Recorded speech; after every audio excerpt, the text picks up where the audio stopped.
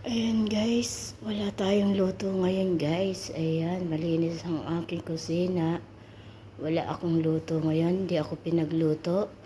Kasi kagabi kita nila ang hindi ako okay. Kaya ayan, pahinga, pahinga tayo ngayon sa kusina guys. Wala tayong luto, wala akong boses. Ayan, malinis ang aking kusina ngayon. Alang mga kalde-kaldero. Ayan, pinagpahinga ako ng amo ko. Kasi nakikita nila hindi ako okay. Kaya huwag daw ako magluto. Mag-order lang sila. Ayan, ito almusal nila. Naka-ready na mga seiton. Ayan, malinis. Pahinga tayo sa luto guys. Thank you Lord.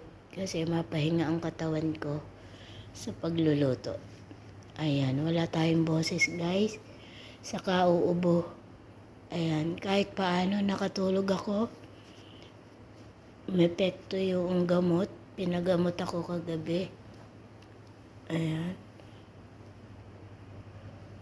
Wala pa sila. Nasa taas pa sila.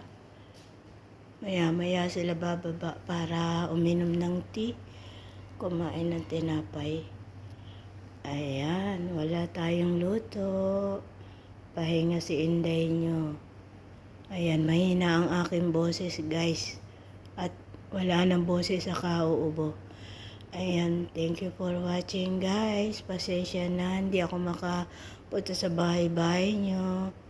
Ayan, follow pa more. Thank you for watching. See you in my next video.